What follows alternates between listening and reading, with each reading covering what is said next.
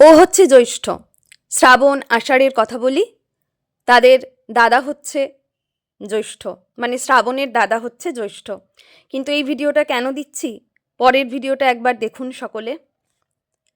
গত অক্টোবর মাসে ফিরে যাই, মানে এবছর নয়, গত বছরের পুজোর সময়। এটা হচ্ছে সেই জ্যৈষ্ঠ। ঠিক এই রকম অবস্থাটাই হয়েছিল টিক ফিভার থেকে। গায়ে প্রচুর পরিমাণে এঁটুলি হয়েছিল, তারপর সেখান থেকে এই রকম অবস্থা। গায়ে প্রথমেই এঁটুলি হয়নি, প্রথমে আস্তে আস্তে চামড়া উঠতে শুরু করে, আর একটা জায়গায় পুঁজ হয়ে গিয়েছিল, সমানই পুঁজ বেরোতেই থাকতো। ডাক্তার দেখা হলো, প্রতিদিন বাড়িতে এসে তিনি ট্রিটমেন্ট করে যেতেন। সেই সঙ্গে ওই পুঁজের জায়গাটিতে প্রতিদিন গজ ভরে যেতেন সকালবেলা, এবং সন্ধেবেলায় এসে গজ বার করে যেতেন। 4টে হাত পা ওকে ধরে রাখতে হতো, যেটা বাবা আর আমি মিলে সমানে ধরে থাকতাম ওকে, আর ওই জায়গাটাতে, পুঁজের জায়গাটাতে ভরে দেওয়া হতো গজ। সেটা কি ভীষণ যে যন্ত্রণার, সেটা বোধহয় ভাষায় প্রকাশ করতে পারবো না। সারাটা রাত সেই যন্ত্রণা, আর সকালে খানিকটা ওষুধ দিয়ে যাওয়া হতো যাতে ও ঘুমিয়ে থাকে। ওষুধ মানে ইঞ্জেকশন। কিন্তু এইভাবে চলতে চলতে ডাক্তার দেখলেন যে কিছুতেই ও সেরে উঠছে না। ডাক্তার হাল ছেড়ে দিলেন এবং বাড়িতে আসা বন্ধ করে দিলেন। তখন শুরু হলো নিজেদের মতন করেই ওর ওই পুঁজের জায়গাটাতে বেটাডিন লিকুইড যেটা, সেটা লাগিয়ে দেওয়া, বেটাডিন যেটা মলমের মতো সেটা লাগিয়ে দেওয়া, এবং তার সঙ্গে অন্য এক ডাক্তারের পরামর্শ মতো কিছু ওষুধ খাওয়ানো। তাতেও কিছুতেই ও সেরে উঠছিল না। পুঁজটা হয়তো খানিকটা কমছিল, কিন্তু পুরোপুরি কমছিল না। তারপর আমি কাকিমাকে বলি, কাকিমা মানে হচ্ছে রীনাদা, যিনি সবসময় পশু পাখিদেরকে নিয়েই থাকেন। বারডন অ্যানিম্যাল ওয়েলফেয়ার সোসাইটির যিনি অন্যতম কর্ণধার। কাকিমা একজনকে নিয়ে এসে দেখেও যান, তখন ওর যা অবস্থা সেটা বোধহয় অবর্ণনীয় আর কি। তখন কাকিমা একজনকে পাঠান ইঞ্জেকশন দিয়ে দেওয়ার জন্য।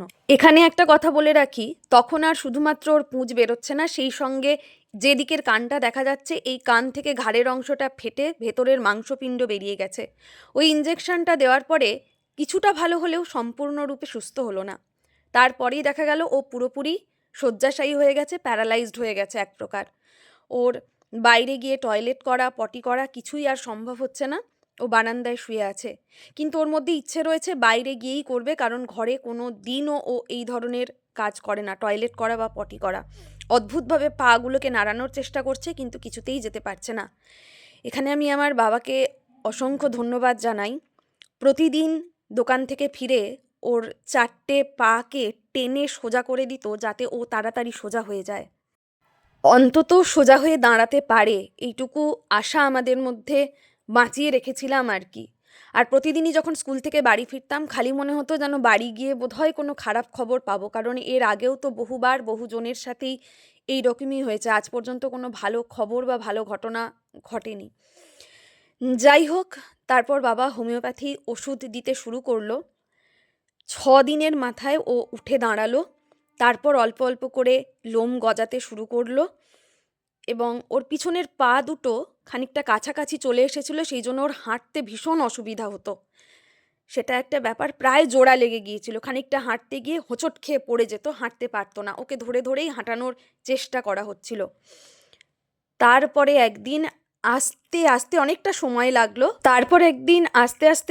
সময় লাগলো, ও দ্রুত ভালো হয়ে ওঠার চেষ্টা করলো। ওর মধ্যেও যেন সেই ইচ্ছে শক্তিটা ছিল। সেই জন্য মাঝে মাঝে আমি ওকে আমার সঙ্গে তুলনা করি। ওর যে প্রবল মনের জোর, ওই প্রচণ্ড যন্ত্রণা সহ্য করে কুঁকিয়ে উঠছে, ও যেমন সারা রাত জাগছে, ওর সঙ্গে আমরা জেগে উঠছি।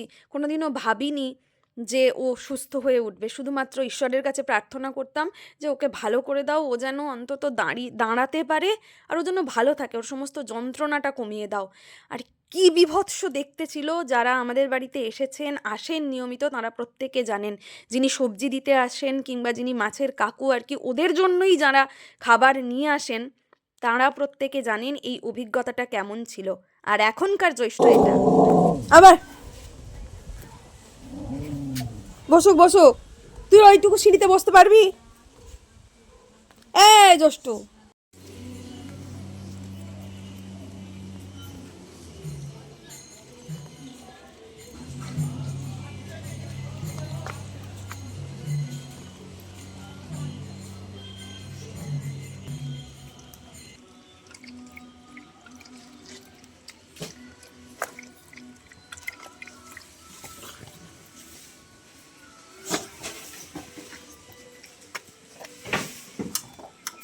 শুয়ে পড়।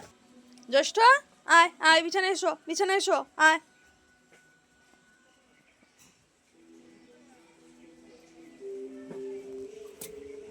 আয় আয় আয়।